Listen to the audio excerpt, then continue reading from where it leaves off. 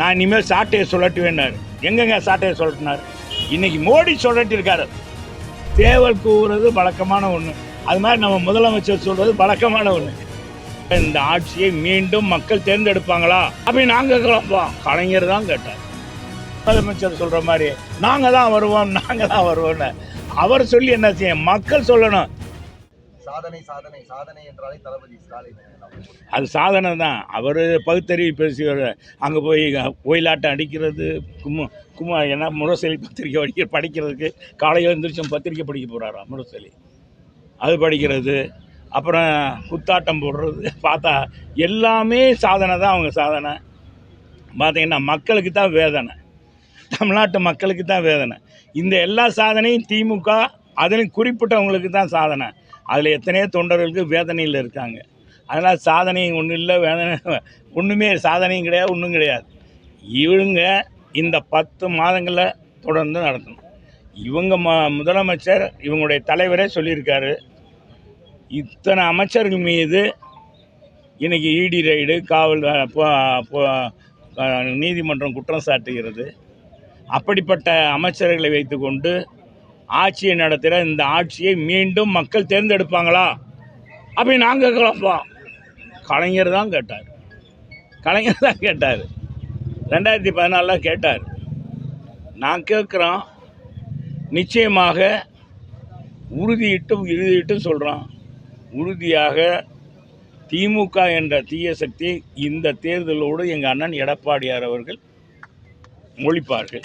முடித்து வைப்பார்கள். அதில் மாற்று கருத்து எதுவும் இல்லை. அவருக்கு தான் நம்பிக்கை இருக்கு, அவர் தான் நம்புறாரு, மக்கள் நம்பலையே. நம்மளா சொல்லிக்கிற வேண்டிதான். நம்ம ஏற்கனவே கோபாலகிருஷ்ண அடுத்து நான் தான் வரப்போகிறேன்னு நம்ம ஆள் சொல்லி அவர் முதலமைச்சர் சொல்லிக்கலாம். மற்ற யாருமே சொல்லலை. மற்ற அந்த அமைச்சர்கள் தான் சொல்கிறாங்க. கீழே இருக்கவங்க மக்கள் யாரும் இந்த ஆட்சி வரணும்னு யாராச்சும் சொல்லியிருக்காங்களா? சொல்லுங்கள், நீங்களே பேட்டி எடுங்க. அம்மா விலைவாசி குறைஞ்சிருக்கா? இன்னைக்கு இந்த 1000 ரூபா கொடுக்குறத பெருசாக சொல்கிறாங்க, மக்கள்கிட்ட நிற்குன்னு. பெண்களுக்கு 1000 ரூபா கொடுக்குற இவங்க மட்டும் இல்லை, 1200, 2000ன்னு மற்ற மாநிலங்கள்லாம் கொடுக்க ஆரம்பிச்சிட்டாங்க. இது 27 மாதம் 29 மாதம் கழித்து எங்கள் பொதுச் செயலாளர் அழுத்தத்தின் காரணமாக தான் கொண்டாந்து கொடுத்தாங்க. அது முழுமையாக கொடுக்கல.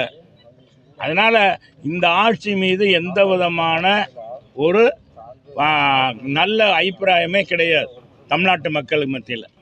இந்த மக்கள் எல்லாரும் இந்த ஆட்சியை வெறுக்கிறாங்க. இப்போவே கரண்டு கட்டு வேறு வந்துருச்சு பாருங்கள். 3 முறை மின் கட்டணம் ஏற்றிட்டாங்க. அதே மாதிரி டெபாசிட் தொகையும் ஏற்றிட்டாங்க.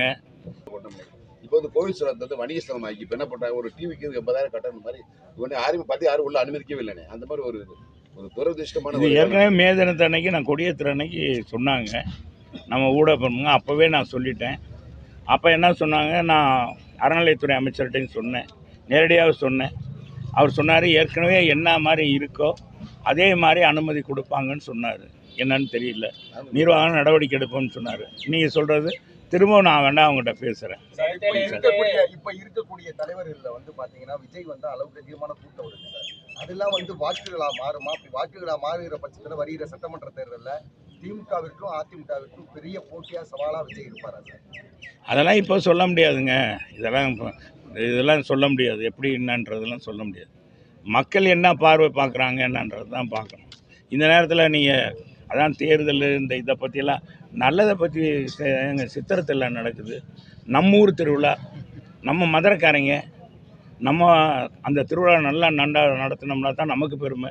அதை பற்றி கேளுங்க, நல்ல ஆலோசனை சொல்லுங்கள். இப்போ சொன்னாங்க காசு இப்போ சொன்னாங்க இல்லைங்க, காசு அவர் சொன்னார் நல்ல. ஏன்னா 80,000 ரூபா ஒரு ஊடகம் கட்டணும்டா, 1 மணி நேரத்துக்கு இதுண்டா அதிகமானது இருக்குது. அதை அன்னைக்கு கூட ஈட்டிக்காரனை போல் வசூல் பண்ணக்கூடாது அப்படின்னு தான் சொல்லியிருக்கோம்.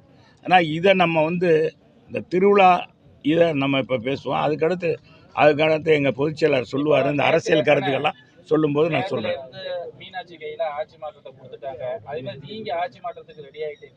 நாங்கள் ஆட்சி மாற்றத்துக்கு எப்போ நாங்கள் ரெடி ஆகலை, மக்களே ரெடி ஆகிட்டாங்க. எடப்பாடியார் கையில் கொடுக்கணும்னு நாங்கள் மாதிரி என்ன செய்ய? இப்போ நம்ம முதலமைச்சர் சொல்கிற மாதிரி நாங்கள் தான் வருவோம்னு அவர் சொல்லி என்ன செய்யும்? மக்கள் சொல்லணும், நீங்கள் தான் தலைவர், நம்ம தலைவர் 1000 ஒருவர், நீங்கள் தான் தலைவர்னு சொல்லுவார். இல்லை மக்கள் எல்லாம் நீங்கள் தான் தலைவர், நீங்கள் தான் எல்லாரும் சொல்லுவாங்க, நீங்கள் தான் தலைவர். அப்படி மக்கள் சொல்லணும், மகாத்மா மாதிரி நீ ஆட்சி செய்தீங்க, புனிதமான ஆட்சி, எங்களுக்கு இந்த 5 ஆண்டுகள் நீ நடத்தின ஆட்சி அவ்வளோ அற்புதமாக இருந்துச்சு. மாணவர்கள் இங்கே போத கலாச்சாரம் இல்லை, கற்பழிப்பு இல்லை, எந்த விதமான சட்ட ஒழுங்கு பிரச்சனையே இல்லை. எனவே நம்ம முதலமைச்சர் தான் தொடரணும், அதனால் அந்த ஆட்சி தான் வரணும்னு மக்கள் சொல்லணும். இவங்களா கூவிக்கிட்டு சொல்லியிருந்தா என்ன செய்ய? சேவல் எப்பவும் கூவத்தானே செய்யும். சேவல் எப்பவும் கூவுமா? என்னப்பா அது கூவாம சேவல்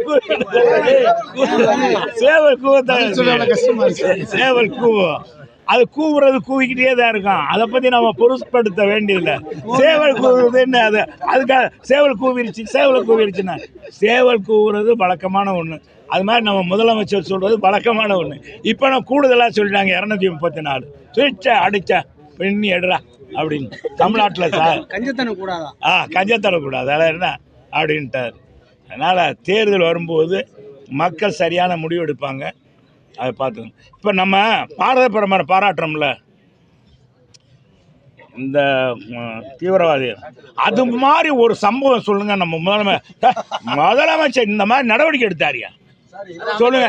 உன்னுடைய என்ன கோர்ட்டு சொல்லி இன்னை 10 ரூபா அமைச்சரை சுப்ரீம் கோர்ட்டு சொல்லி உனக்கு அமைச்சர் பதவியா அப்படின்னு கேட்ட பிறகு என்ன செய்கிற சட்ட சிக்கல்லாம் பார்த்துட்டு கடைசியில் போய் அது தேர்தல் வருது, இந்த நேரத்தில் இதையும் இது பண்ணுவோம். என்னைக்கே பொன்முடி பேசினாரோ ஓசின்னு சொன்னாரோ அன்னைக்கே நீக்கி இருக்கணும்ப்பா. அதான் ஒரு முதலமைச்சர். சாட்டை எடுப்பேன் என் உடம்பு தான் போயிடுச்சுன்னு 1 வருஷத்தில் சொன்னார்.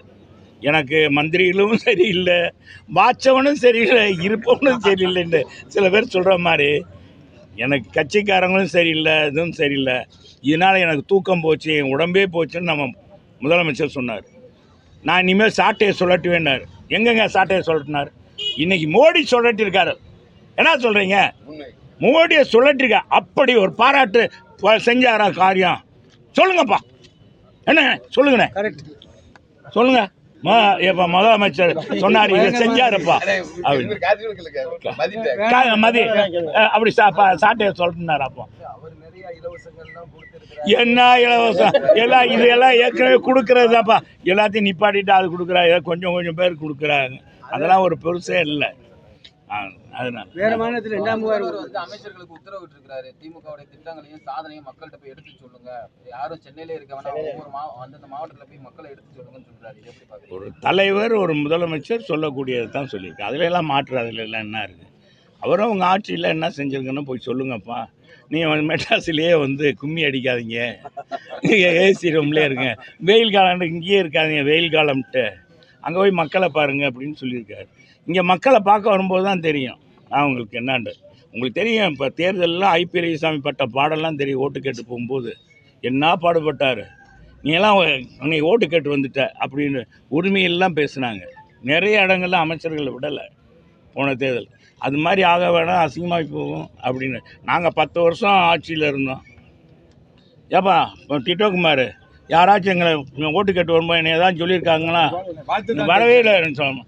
ஏன் வரலேன்னு யாராச்சும் சொல்லியிருக்கானுங்களுங்க? ஒரு ஆள் கூட எல்லோரும் வரவேற்று தான் பேசுனாங்க. வரவேற்று தான் எங்களுக்கு நான் மட்டும் இல்லை, எங்கள் அமைச்சர்கள் அத்தனை பேருமே அப்படி தான் இருந்தோம் எல்லாரும் மக்கள் பணியில். ஆனால் இவங்களுக்கு தான் நிறையா பேரை உள்ளே விடலை, எம்எல்ஏக்களை விடலை, இது பண்ணலை.